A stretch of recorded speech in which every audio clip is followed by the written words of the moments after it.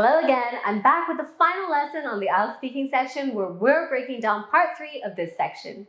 Just to help you understand this lesson a bit better, if you haven't gone through the previous lesson on part 2, I suggest that you do that before you carry on with this lesson as both of them are connected. Alright then, that being said, let's begin and dive into the format, strategies, and some practice tips for success. Part 3 is the final section of the IELTS speaking test, and it is designed to assess your ability to engage in an extended discussion on abstract topics and issues. First, let's take a look at the format. Part 3 is a discussion that typically lasts for around 45 minutes. Unlike parts 1 and 2, where you speak individually, in part 3, you engage in a conversation with the examiner. The questions are broader and more abstract, focusing on societal issues, culture, or global themes. For this part, it's important to keep the following tips in mind. First of all, transition smoothly. When you transition from part 2 to part 3, try to smoothly connect your part 2 response to the broader themes or topics in part 3. For instance, as we spoke about a memorable holiday in part 2, you can start part 3 by saying, "Speaking of travel experiences," but again, this depends on the question you're asked, so transition accordingly. Next tip, listen actively. Pay close attention to the examiner's questions. Understand the topic and the specific angle from which it's being discussed. For example, if the examiner were to ask something like, "Do you think cultural exchanges between tourists and local communities have a positive impact on both parties?"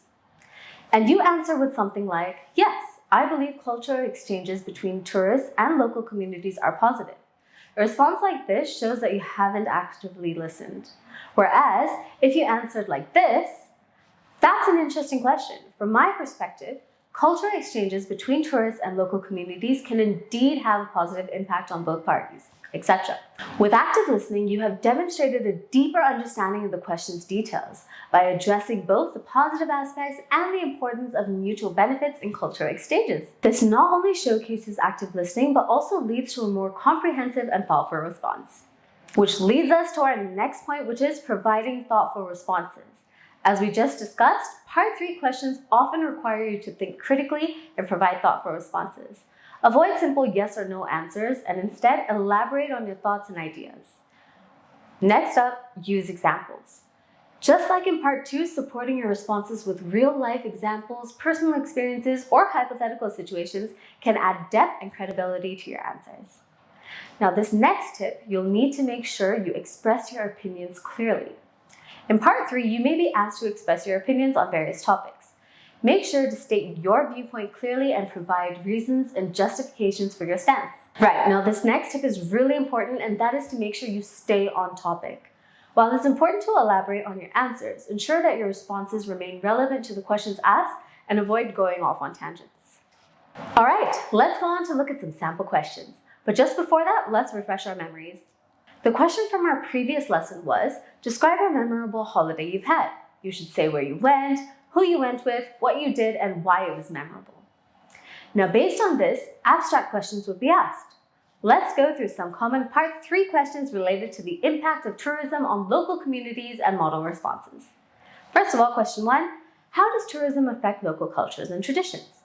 Your answer could be something like, tourism can have both positive and negative effects on local cultures and traditions. On the positive side, it can promote culture exchange as tourists show interest in local customs, festivals, and traditions.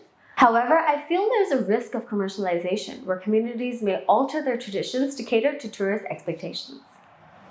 Now, this response provides a balance, mentioning both the positive and negative impacts of tourism and demonstrates a well-rounded understanding. Now, another question could be, do you think it's important for tourists to learn about and respect the customs of the places they visit? For which you can answer something like this.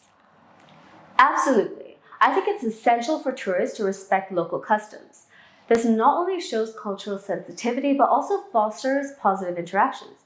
For instance, during my trip to Paris, we made an effort to learn basic French phrases and adhere to local customs, which greatly enhanced our experience and interactions with the locals.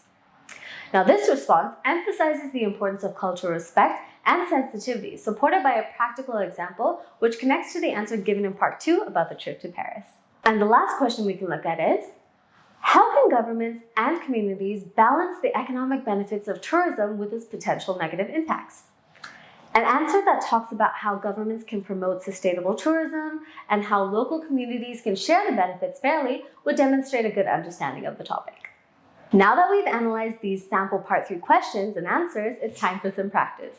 You can use the questions mentioned or the ones on screen to practice your responses as if you were in the actual IELTS speaking test. You can also discuss your responses with a study partner or with a tutor if you have one.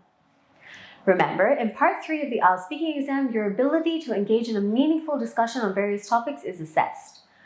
Listen carefully, provide detailed responses, express your opinions, and showcase your language skills effectively. And also, practice, practice, practice. Well, there we have it. Everything we need to know in order to ace Part 3 of the IELTS speaking exam. We've come to the end of the lesson and this section. I hope you were able to sharpen your speaking skills during this section and are confident enough to go through this section of the exam. Confidence is key, and I know you've got this. If you need any assistance in terms of practicing with a speaking partner or getting your responses assessed, please feel free to connect with me on nebula.com. You can also check out the following Nebula Talks to understand more about the IELTS speaking section and sign up for personal guidance sessions. All the best and happy practicing!